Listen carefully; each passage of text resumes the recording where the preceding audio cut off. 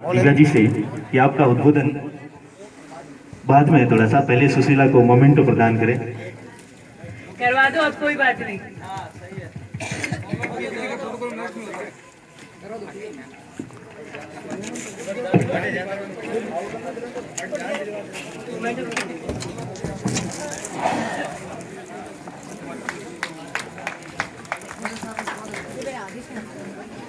Side में आ जाओ क्या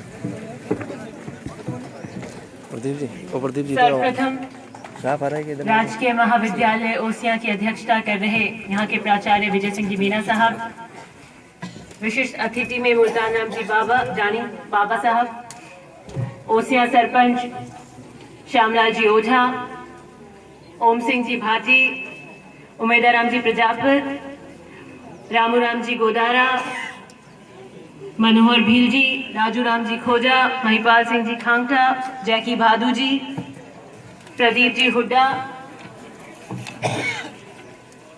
भीम सिंह जी राजपुरोहित साहब, भियाराम जी, खेदाराम जी,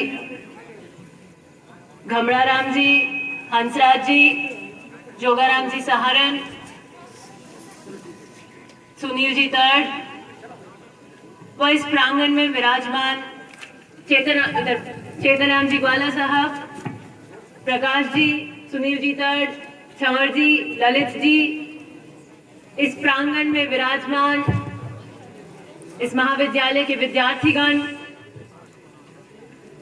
गणमान्य प्रतिष्ठित ग्रामवासी, दूर दराज और के गांवों से और दूर दराज के गांवों से आए युवा साथियों, आप सबका मैं बहुत गर्मजोशी से अभिनंदन करती हूँ। इस सभा में, आपके इस कार्यक्रम में हमारी झलक सबसे अलग मैं अत्यंत गौरवान्वित महसूस कर रही हूँ। और सच बताऊं तो बड़ी इंतजार के बाद मैं आई हूँ, और इस इंतजार के लिए आपने भी एक लंबी लड़ाई लड़ी है, उसके लिए मैं आपको सलाम करती हूँ। ये जो सांस्कृतिक प्रोग्राम है, इसका एक उद्देश्य है कि आप प्रतिभाओं को आत्मविश्वास देकर, विभिन्न प्रतियोगिताओं के तहत आत्मनिर्भर बनाकर उन प्रतिभाओं को निखारने का एक पायदान है। और जीवन के बहुत से लंबे सफर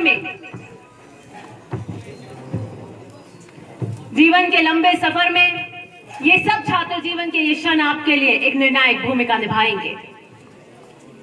ये उत्सव इस महाविद्यालय का एक दर्पण भी है। ये आपकी उपलब्धियां, आपकी गतिविधियां, आने वाले समय में आपकी क्या मांग रहेंगी, क्या आपकी मूलभूत सुविधाएं होनी चाहिए, आगे से हट जाएं, अब आगे से ना, मूलभूत आपकी सुविधाएं होंगी, इस आकलन में करने की आपको क्षमता देगा। यह समारोह आपकी जीत का प्रतीक है। यह समारोह आपके संघर्ष की कहानी बयां कर रहा है। और इस समारोह के पीछे जो मेहनत लगी है, आज आधुनिक युग है, विज्ञान का युग है, डिजिटल क्रांति के पुरोधा राजीव गांधी जी ने हमें कंप्यूटर दिया, मोबाइल आया, और मोबाइल आया तो फेसबुक आया, और फेसबुक आया तो आपका संघर्ष, प्रतिपल आपकी मेहनत मैंने आपके साथ जी है, आपकी देखी है, मैं आपकी मेहनत की साक्षी रही हूं। और प्रत्येक युवा जो संघर्ष कर रहा था, शायद यहाँ बैठा सोच रहा होगा कि दिव्या जी मुझे क्या जानती है। मैं प्रत्येक का नाम जानती हूँ, आपके गांव जानती हूँ, वो जो विरोध कर रहा है उसे भी जानती हूँ, वो जो आलोचना करता है उसे भी जानती हूँ, जो प्रशंसा और समर्थन कर रहा है उसे भी जानती हूँ, जो रचनात्मक कार्य कर रहा है उसे भी जानती हूँ, जो विधान पैदा कर रहा है उसे भी जानती हूँ। ये फेसबुक ने यह हमें माध्यम दिया है। पहले अखबार और मीडिया के प्रसार से ही होता था, लेकिन वो स्टूडेंट, वो विद्यार्थी जो अखबार में अपनी खबर नहीं दे सकता है, वो फेसबुक के माध्यम से आज कितना स्वतंत्र होकर बोलकर अपने विचार व्यक्त करता है। छात्र जीवन, और मैं आपकी हम उम्र तो नहीं हूं, लेकिन एक बात कह देना चाहती हूँ, आपकी हम ख्याल जरूर हो। और जिन जिन बिंदुओं की आप मुझसे आस कर रहे हैं, मैं उस पर एक एक पे खरा निशाना उतारूंगी, आप चिंता मत कीजिएगा, मेरे से कुछ नहीं छुपा है। सर्वप्रथम मैं कहना चाहती हूँ, इस प्रांगण में जो एक एक प्रति ये खूबसूरत लड़कियां, आजकल खूबसूरत बोलने पे लेकिन मुझे मत रोकिएगा, मैं बोल सकती हूँ, मुझे आजादी है इनको खूबसूरत कहने में, और अच्छे को अच्छा कहने में मुझे कोई शर्म नहीं आती।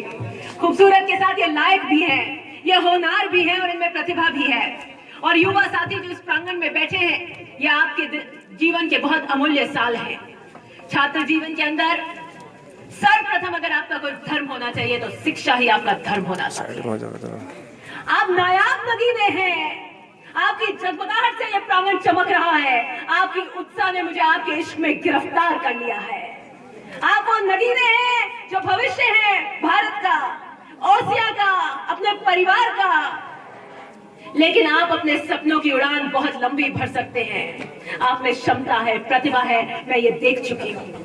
लेकिन इस लंबी उड़ान को भरने के लिए अगर आपको कोई माध्यम चाहिए तो गुणवत्ता भरी शिक्षा बहुत अनिवार्य है।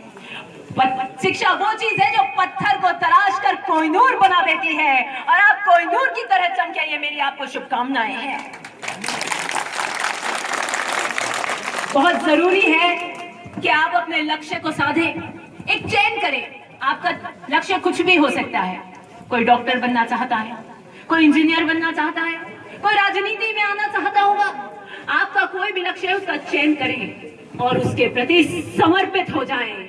वो अर्जुन की आंख की तरह देखेंगे, मेरा ये लक्ष्य है, जब तक मैं ये नहीं पाऊंगा तब तक मैं सांस नहीं लूंगा। आपकी एक दिनचर्या होनी चाहिए, पढ़ने का समय, मनोरंजन का समय, खेलकूद का समय, दोस्तों के साथ कहाँ बिताना है वो समय, और आजकल तो हर 2 सेकंड में जो फेसबुक मिलती है उसके लिए भी समय थोड़ा अलग से निर्धारित कर ले। जो लक्ष्य आप साथ चाहेंगे पाना, उसके लिए आपको बहुत से शस्त्र धारण करने पड़ेंगे। न्याय के रास्ते पे चलना, ईमानदारी से चलना, बुद्धि, विवेक, समर्पण, कड़ी मेहनत, तब आप अपने लक्ष्य की प्राप्ति कर पाएंगे। अपने विकास के लिए, अब पूरे ओसिया के विकास के लिए, अपने परिवार के विकास के लिए अगर आप चाहते हैं आगे बढ़ना, तो वो सिर्फ और सिर्फ और सिर्फ शिक्षा के माध्यम से बढ़ सकते हैं। इसलिए मैं यहाँ पर बैठे प्रत्येक युवा को कहना चाहती हूँ कि शिक्षा के प्रति कोई कटौती न रखें, उसमें कहीं कमी मत बरतें। इस शिक्षा से आप बहुत आगे जाएंगे, और मेरी कल्पना है और मैं चाहती हूँ कि ओसिया का युवा पूरे विश्व में नाम करे। अमेरिका में बैठे और हम जाए तो ये भाई मेरे से हाथ मिलाने आए कि मैं ओसिया से, उस प्रांगण से निकला हुआ डॉक्टर आज अमेरिका में हूँ। मैं दिल्ली के एम्स में बैठा हूँ, मैं सबसे ऊपर सर्वप्रथम राजनीति में सबसे सक्षम होकर उभरता हूँ, तो मैं फलाना गांव का बेटा हूँ। और मैं आपको एक बात कहना चाहती हूँ, निसंदेह मैं एक बहुत विशाल राजनीतिक पृष्ठभूमि से आती हूँ, इसमें कोई दोहराए नहीं। स्वर्गीय परशुराम जी मदेना, महिपाल जी मदेना का नाम मेरी अस्तित्व, मेरी अस्थि के साथ जुड़ता है। मेरी अभी कोई योग्यता नहीं है, मेरे पर भाग्यश्री मेहरबान हुई है कि मुझे ऐसे शख्सियत का नाम का सहारा मेरी हस्ती के पीछे लगता है। लेकिन परिस्थितियां विपरीत कब हो जाती है ये कहकर नहीं आती। आज देखिए, दादा की आंचल नहीं है, दादा के आंचल में उनकी गोद में बैठकर खेलती हूँ, वो साए नहीं है। मेरे पिता जो मेरी चौकीदारी और चादर भी थे, वो आज मेरे पास नहीं है। विपरीत परिस्थितियों से घिरी हूं, लेकिन मजाल है कि चेहरे पर कोई शिकंजा जाए। चट्टान को नजर से चीर के रखने का हौसला रखती हूँ, ये मेरी परवरिश की देन है। मैं सलाम करती हूँ मेरे पिता और दादाजी को, मैं याद करती हूँ। और उसका एक दूसरा कारण है, परवरिश रही है, शिक्षा रही है, और उसके साथ साथ ऐसे नायाब नगीने मेरे साथ उनको मेरी विरासत में मुझे मिले हैं। एक एक युवा यहाँ पर जो बैठा है, एक एक बुजुर्ग जो आशीर्वाद मुझे देता है, ये दिन मेरे पिता और के परिश्रम की है जो आज मेरे साथ खड़ी है। यहाँ पर बैठी जो लड़कियां हैं, ये बालिकाओं को कहना चाहती हूँ, छात्र के अंदर और छात्रों को शिक्षा के अंदर सबसे पहले छात्र जीवन के अंदर शिक्षा, दूसरा आपका सामाजिक दायित्व है, आपके ऊपर सामाजिक दायित्व है। और आप जब क्रांति की लहर ला रहे हैं, आपकी समझ है, घर में आपकी बात को तवज्जो दी जाती है, अब आप उस उम्र के पड़ाव पर आ गए हैं, आपको सामाजिक कुरीतियों से भी लड़ना होगा। अगर भाई बनने जा रहा है तो अपने पिताजी से लड़िए कि अपनी बहन को भी सामान्य अवसर दे। लड़का लड़की के अंदर शिक्षा का सामान्य अवसर मिलना चाहिए। आप लड़े अपनी बहन के लिए। और मैं उन बेटियों को कहना चाहती हूँ, अगर आप में प्रतिभा है, आत्मविश्वास है और आप कुछ करना चाहती हैं तो अटल होइए, लड़िए और कहिए मुझे पढ़ना है। समाज की कुरीतियों में दहेज प्रथा का खिलाफ कीजिए। मैं युवाओं को कहती हूँ, न लेके आइए, न बहन को दीजिए, रोक दीजिए। न बहन को देना है, न लेकर आना है। मैं नमन करती हूँ मेरे दादाजी को, जिन्होंने अपने समाज में मौसर, शराब, इस तरीके के खाने, दहेज प्रथा को समाप्त किया। और मुझे बहुत गर्व होता है जब मेरे पिता की शादी हुई और वो नारियल देते हैं, तो नारियल के साथ पता था मलेना साहब इतने कड़क ईमानदार हैं, तो मेरे नाना जी ने 1 रुपया दिया। और बड़े उसके साथ में मेरे दादाजी ने कहा कि मैं नारियल लेके जाऊंगा, रुपया नहीं लेके जाऊंगा। फिर एक बात आती है कि हम स्वेच्छा से दे रहे हैं, स्वेच्छा से भी दिया हुआ ही दहेज की प्रणाली में आता है। मेरे दादाजी ने कहा हम 2 साड़ी भी लेकर नहीं जाएंगे, हम आपकी बेटी का मूल्य रत्न लेकर जा रहे हैं, इस नारियल के बाद आप कुछ नहीं देंगे, हम स्वेच्छा से भी मुझे स्वीकार नहीं है। इतने कड़े रखिए अपने सिद्धांत। और जब बेटियों की शादी की बात आई तो वो कड़े सिद्धांत बेटियों के लिए भी हुए। जब बेटियों को ब्याह तो भी उनको कुछ नहीं दिया। क्या रे समाजी थे और हमें उनके रास्ते पर चलना है, इसका अलग जगाना है। मैं इन युवाओं को कहती हूँ कि इन समाज की कुरीतियों को आपको मिटाना होगा। मेरे से पूर्व एक भाई आए, उन्होंने नशे की बात की कि किस तरीके से आज का युवा नशे में गिरफ्त है। मुझे लगता है आपकी जन चेतना है, आपको सोचने की आवश्यकता है किस तरीके से आप अपने सहपाठी को इस तरीके से बचा सकते हैं, उसको मार्गदर्शन देकर, उसको माहौल देकर नशा मुक्ति से का उसका रास्ता दिखा सकते हैं। कोई गलत आदत पड़ जाए तो उसको सुधार सकते हैं, ये भी आपका दायित्व है। अनेक सामाजिक दायित्व अब आपके ऊपर है। और अब सबसे तीसरी बात, अगर कोई दायित्व है तो है राजनीतिक दायित्व भी आजकल युवाओं का दायित्व है। राजनीति में आपकी भागीदारी है, आपकी आवाज राजनीति में बुलंद होकर बोल रही है और युवा की एकता गूंज रही है। आपकी एकता का प्रदर्शन के वीडियो मैंने फेसबुक पे देखे हैं। वो बहुत से लड़के 15-20 जो उस वीडियो में थे वो सोच रहे होंगे मैं नहीं जानती होंगी, मैं प्रत्येक को जानती हूँ, भानु, प्रेम जी, जितने भी वो लड़के थे मैं प्रत्येक को नाम से जानती हूँ, आपके गांव भी जानती हूँ। क्या क्रांतिकारी रूप लिया था आपने उसके अंदर। मैं आपकी कायल और दीवानी हो गई हूँ। युवा जब एक हुआ तो पूरे हिंदुस्तान में मोदी की लहर आई और जो पूर्ण संपूर्ण बहुमत 30 साल के बाद मिला, ये युवा की एकता का प्रतीक था। वो जीत उसकी एकता की प्रतीक थी। बहुत से लोग कहते हैं कि दिव्या जी छात्र चुनावों में नहीं आती हैं, उनको तो पता भी नहीं है कि चुनाव कौन लड़ता है। अरे भैया, हम उड़ती चिड़िया के भी पर गिन लेते हैं, क्या बात करते हो। मुझे यहाँ चप्पे चप्पे में कौन चलता है पता रहता है, लेकिन मेरा काम छात्र संघ में आके एक 18 साल के पढ़े जिसके पास में विवेक है, जिसके पास में क्षमता है, जो सोच सकता है। क्या आपके पास विवेक नहीं है? क्या आप कमजोर हैं? क्या आप दबेल हैं? क्या आपका शोषण करना चाहिए? मैं आकर आपको विवश करूं कि मैं दिव्या मदेना हूं, अपना वोट इस प्रतिनिधि को डालना पड़ेगा। ये मेरी राजनीति और प्रकृति नहीं रही है। छात्र यूनिवर्सिटी के चुनाव स्वेच्छा से होते हैं। ये आपका विवेक है कि आप किसको चुनना चाहते हैं और किसको हराना चाहते हैं। मुझे नहीं लगता कि बड़े नेताओं को इस चुनाव के अंदर हस्तक्षेप करना चाहिए, मजबूर करना चाहिए। ये बड़ी छोटी मानसिकता का प्रतीक है। मैंने देखे थे ये जलवे इस चुनाव के और पिछले चुनाव के भी। मैं धन्यवाद देना चाहती हूँ मोतीराम जी और पप्पू जी बहादुर का। ये एक अजय जोड़ी है, जिसके ऊपर हाथ रख दे उसकी विजय निश्चित है। ये एक अजय जोड़ी है। मैंने पिछले चुनाव के झटके भी देखे थे और इस चुनाव की झलकियां भी एक एक पर मेरी पैनी नजर थी। लेकिन ये मेरा काम नहीं है कि मैं आकर यहाँ पर मतदाताओं को विवश करूं। वोट अपनी इच्छा से दिया जाता है, मतदान अपनी इच्छा से दिया जाता है। आप मैंने देखा था प्रधान साहिबा भी दंडवत कर रही थी स्कॉर्पियो लेकर। लोकतंत्र के अंदर ये क्या क्या नहीं आप संस्कृति जगाना चाहते। विधायक महोदय की तो मूंछ का सवाल हुआ था। क्या ओसिया का विधायक इसलिए वो चुना जाता है? क्या सोच है। मेरे से पूर्व में जो वक्ता आए उन्होंने धन्यवाद दिया कि ये विद्यालय यहाँ के विधायक ने बनाया है। मैं बता देना चाहती हूँ कि ये 2013 के अंदर कांग्रेस की पॉलिसी थी कि हर उपखंड में राजकीय महाविद्यालय दिया जाएगा। ये आपकी कोई विशेष उपलब्धि नहीं है, भ्रमित मत कीजिए। खिवसर में कैसे खुला, नोखा में कैसे खुला, हर उपखंड में कैसे खुल रहा है। 30 विद्यालय 2013 में खुले, 30 से 35 14 में खुले और 27-15 में खुले। वो उपलब्धियां किसकी थी? ये सरकार की, कांग्रेस सरकार की पॉलिसी थी कि हर उपखंड के ऊपर राजकीय महाविद्यालय दिया जाए। अरे झटके लटके हमें मत सिखाइए। मैं मानती हूं कि मेरे में अनुभव नहीं है, मेरी उम्र कम है, लेकिन मैं विपरीत परिस्थितियों की सुरंग से परिपक्व होकर आ रही हूं। जिसको जमाने के थपेड़े मजबूत कर देता है उसे कोई नहीं झुका सकता। मैं इतनी राजनीतिक विशाल पृष्ठभूमि से आती हूं, लेकिन जमाने के थपेड़े खाकर मजबूत हो गई हूं। और तो और आप ओसियां की हालत में मुझे बड़ा अफसोस होता है। मैं देखती हूं कि यहां पर क्या चल रहा है, क्योंकि मैं आपको जिस तरीके से बता रही थी कि एक राजनीतिक पृष्ठभूमि में मेरी परवरिश हुई है, मुझे नहीं याद कि मेरे बचपन के दिनों में कभी किसी कॉलेज के अंदर हस्तक्षेप करने के लिए, विवश करने के लिए कोई कूटनीति मेरे घर में बनाई गई हो। युवा बच्चे आते थे बड़े जोश से, लबरेज और मदेना साहब उनको बड़े हाथ से, बड़े गरीब, उनको बच्चों के प्रति बड़ी सहानुभूति और बड़ा लगाव था, वो बड़े अच्छे से मिलते थे और उन्हें कहते थे अगर तुम्हारी इच्छा है, तुम्हें आत्मविश्वास है, जो तुम्हारा मस्तिष्क कहे उसका निर्णय लो। लेकिन आज के नजारे देखो, आप ओसियां की हालत देखो, क्या हो रहा है।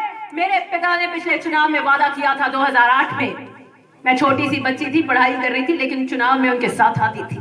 प्रत्येक चुनाव में मैं उनके साथ पीछे बैठती थी, मैं देखती थी, और उन्होंने वादा किया था कि मैं अपनी बहनों के घड़े उतरवाऊंगा, हिमालय का ओसियां को पानी दूंगा। और मुझे बहुत गर्व होता है कि 2000 के अंदर जब हम 5 साल का कार्यकाल पूरा करके आए तो हमारी कथनी और करनी में फर्क नहीं था। वो उद्घाटन आप वसुंधरा जी से करा रहे थे, मैं कहूं और कोई नई स्कीम नहीं ला सकते तो वो पानी तो पिला दीजिए ओसियां को। क्यों प्यासा मार रहे हो ओसियां की जनता को, क्यों तड़पा रहे हो इस तरीके से। जब हम चुनाव लड़ते हैं तो हम ये नहीं सोचते कि हम 5 साल के लिए कार्य करेंगे। हार और जीत लोकतंत्र का 2 पहलू है, कभी आप जीतेंगे कभी हम हारेंगे। बट क्या आप ओसियां के विकास इस तरीके से करेंगे? क्या हम ओसियां में पानी इस हिसाब से लाएंगे कि जब तक हम विधायक हैं ये नल पानी दे, जब हम विधायक नहीं है तो टूटियां बंद हो जाए? क्या इस सोच से पानी लाएंगे? ये विकास की सोच से आएगा। किस तरीके की आपने माहौल बना दिया है। मेरे भाई मुझसे पहले कह रहे थे कि उन्होंने दिया, उनका आभार प्रकट करते हैं। चलो आभार मैं आपका, आपकी तरफ से मैं भी प्रकट कर देती हूँ, लेकिन माहौल क्या दे रहे हैं आप राजकीय महाविद्यालय में, ये बहुत जरूरी है। आप सुविधा क्या दे रहे हैं, ये बहुत जरूरी है। स्वच्छ भारत का नारा दे रहे हैं। मैंने अभी किसी भाई से कहा भाई मुझे बाथरूम जाना है, वो मुझे आके कहते हैं साहब यहाँ पीछे कोई बाथरूम नहीं है, गाड़ियों के उधर कहीं जाना पड़ेगा। ये हालत है इस महाविद्यालय की। और आप गांवों का दावा करते हैं कि हमें ये ऐसे कर रहे हैं, वैसे कर रहे हैं, हमने इतने बाथरूम बना के इनको ये मुफ्त कर दिया है। ये खोखले वादे हैं। क्या सुविधाएं आप यहाँ पर देना चाहते हैं, ये निश्चित कीजिए। आप छात्र संघ के चुनाव को अपने मूंछ का, अपनी आन का चुनाव बना लेते हैं। आना का ताज उतारना पड़ेगा और जनता के कदमों में सिर रखना पड़ेगा। आपने हमारा आचरण देखा है, आपने हमारा व्यवहार देखा है। 60 साल में आपने हमें हमारी कार्यशैली देखी है। आप हमें अच्छी तरह जानते हैं। जब ओसियां के गांव का लड़का यहाँ का विधायक बना तो मेरे को बहुत खुशी हुई कि कोई बात नहीं, जिस काम को हम अधूरा छोड़ एक नई सोच के साथ ओसियां को प्रगति और विकास की तरह ले जाए थे, ये विधायक उसे आगे जरूर ले जाएगा। आपने वहां पे गतिरोध कर दिया, विकास को रोक दिया, समय को थाम दिया।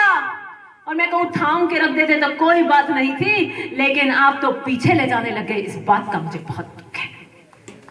मुझे बताइए 3 साल 5 साल के लिए आदमी चैन होकर आता है, 3 साल निकल चुके हैं। 3 साल में कौन सी बड़ी उपलब्धि आपके बताइए कि हमने 300 ट्यूबवेल बनवाए। मैंने कहा हमने 800 ट्यूबवेल बनवाए थे। ये कोई उपलब्धि नहीं है। आप कौन सी बड़ी स्कीम लेकर आए बताइए, सिवाय एक राजकीय महाविद्यालय के कि हम महाविद्यालय लाए। वो आपकी देन नहीं थी, हर जगह जो आपको देना पड़ रहा है, इस सरकार को देना पड़ रहा है। आपको दिल्ली में दरवाजे नहीं खुलते आपके वहां पर, आपको कोई पूछता नहीं है। महाविद्यालय बहुत दूर की बात है, 2-2 लाल बत्तियां दूसरी आ गई हैं यहाँ पर। आप सब आकलन कर सकते हैं किसको कौन पूछता है, किसी से छुपा नहीं है।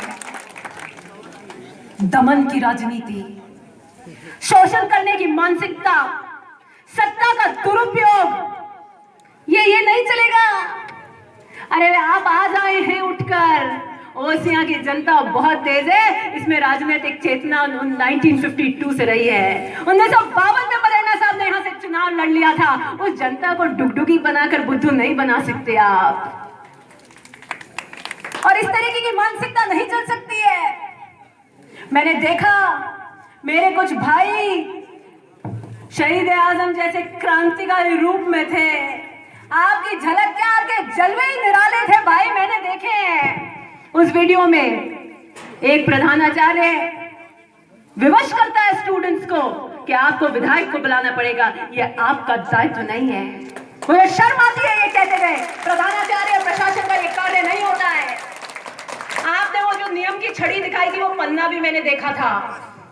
अरे कोई जनप्रतिनिधि जरूरी नहीं है, अगर आप कृष्णा पूंजा को बुलाना चाहें तो आपका अधिकार है। कोई जनप्रतिनिधि को बुलाने के लिए आप विवश नहीं है, ये आपकी स्वतंत्र इच्छा है। लेकिन आप विधायक को बुलाने के लिए मजबूर करते हैं, ये आपको शोभा नहीं देता है। और ये विधायक को शोभा नहीं देता है क्योंकि आमंत्रण स्वेच्छा से आता है। आमंत्रण के पीछे भाव होता है, उसके पीछे आदर होता है। आप मजबूर नहीं कर सकते कि साहब हमें बुलाना पड़ेगा। ये किस तरीके की संस्कृति का आगाज कर रहे हैं। और मैं पूछना चाहती हूँ, स्वाभिमान और नैतिकता कहाँ है? जब प्रधान सारे के सारे बीजेपी वाले दंडवत कर रहे थे, किसी बच्चे जिसके पिता सरकारी कर्मचारी थे, उसे कह रहे थे कि हम ट्रांसफर करा देंगे। ये हमारी अना का सवाल है, ये हमारी शान का सवाल है। मैं पूछती हूँ, जब आपका कैंडिडेट हार गया तो क्या आप बीरबल के साथ बैठ जाते हैं? मुझे नैतिकता का सवाल है, ये स्वाभिमान का सवाल है। और ये बच्चों की राजनीति के अंदर, युवाओं की राजनीति के अंदर हस्तक्षेप नहीं करना चाहिए। ये मेरे को लगता है बहुत छोटी सोच है। ओसियां के अंदर थाने में एफआईआर नहीं लिखी जाती बिना दिए। आप सब जानते हैं, न्याय के अंदर जब न्याय की और प्रशासन जिसको संरक्षण करना हो जनता का, वो जब इस तरीके से व्यवहार करने लग जाए तो उस प्रतिनिधि का पतन तय है। उस प्रतिनिधि का पतन तय है। अगर न्याय के लोग अगर ऐसे करने लग जाए तो ये तय नहीं होगा। बैठिए। और जो चिंगारी हमसे क्रांति की चली है, जो चिंगारी क्रांति की यहां से चली है, ये आने वाले वक्त के अंदर ज्वालामुखी बनकर फूटेगी। आप सब युवा जो यहां बैठे हैं, वो आप भारत के शिल्पकार हैं, आप कोहिनूर हैं, आप नगीने हैं, आप नायाब नगीने हैं। आप आने वाले ओसिया में परिवर्तन की लहर लाएंगे। आज का उत्सव मैं आपको बता देना चाहती हूँ, ओसिया के इतिहास के अंदर हमारी झलक का यह उत्सव परिवर्तन उत्सव के नाम से याद रखा जाएगा। आप लिख लीजिए, यहाँ से क्रांति की एक नई लहर उठेगी। ये जो चर्चा मैं आज कर रही हूँ शायद इस समापन के बाद समाप्त हो जाए, ये चर्चा शायद यहाँ खत्म हो जाए, लेकिन कल ओसिया का युवा एक नए राजनीतिक अध्याय का शुरुआत और आगाज करेगा इस पटल से। इस बात का मुझे विश्वास है। नेवरा के अंदर क्या हुआ, यह आप किसी से छुपा नहीं है। खिवसर के अंदर विजिलेंस ले जाके बताइए, जाती है क्या? पुलिस घुस सकती है क्या? और तो और विधायक महोदय, आपके सांसद जो मंत्रिमंडल में हैं, आकर वादा करते हैं कि कोई गिरफ्तारी नहीं होगी, माफ कर दिया जाएगा, पुरानी दर के ऊपर आपका पास बिल आएगा। उससे 65 साल के बुजुर्ग को पुलिस आके गिरफ्तार करके ले जाती है। ऐसा विधायक है आपका जिसके वादे खोखले हो। मैं बताती हूँ, 5 साल में मेरे पिता के कार्यकाल के अंदर और बाद में जब 2 साल में वो नहीं थे, बिना उनके जब लीला जी ओसिया की डोर संभाल रही थी, मुझे बताइए एक विजिलेंस के लिए एक जीप तक गुजर गई हो तो मजाल है कि हमारे हाथ में डोर थी। लेकिन हमारी कमी रही है, जब तक हम एक बुलंद विधायक को नहीं चुनकर लाएंगे, हमारे साथ ये शोषण होगा, हमें चैन करना होगा। और यह आगाज ओसिया एक नई प्रगति की एक नई अंगड़ाई ले रहा है। ओसिया आपको होश में बदलने के लिए, ओसिया की हर शय आपकी होगी, ओसिया के राजा आप हैं। ये समझती हुआ जो यहाँ बैठे हैं, आप ही ओसिया के राजा हैं। परिवर्तन की ये जो नई लहर बन रही है, क्रांति के अंदर बदल रही है, इसको मैं देख सकती हूँ। मैं आखिर में एक बात और युवाओं को कहना चाहूंगी, जिम्मेदारी से जिस तरीके से आप अपने सारे दायित्व निभा रहे हैं, सर्वप्रथम आखिर में अगर आप सर्व दायित्व अगर बहुत अच्छी तरह निभाएं और माता पिता का सम्मान न करें तो पूरा पानी फेर देंगे। माता पिता वो भगवान है जो हमें दिखते हैं। भगवान तो हमें दिखता नहीं है, लेकिन माता पिता हमें सादर इस धरती पर दिखते हैं। वो उनकी कड़ी मेहनत है जो आपको यहाँ पर लाई है, आप उनका अंश हैं। और मुझे लगता है कि अपने माता पिता की सेवा आपको बड़े निस्वार्थ भाव से करनी चाहिए। पढ़ाई और शिक्षा पूरी कर कर आप उनके सपनों को पूरा करेंगे। मेरे पिता, उनकी उंगलियां मेरे हाथों में महकती हैं, उनका जहन मेरी आवाज में गूंजता है। वो भले ही अंदर हो और मैं उनके साथ कैद हूं, और मेरी आवाज और मेरी हस्ती के अंदर मेरे पिता महिपाल मदेना यहाँ जगह जगह मौजूद है।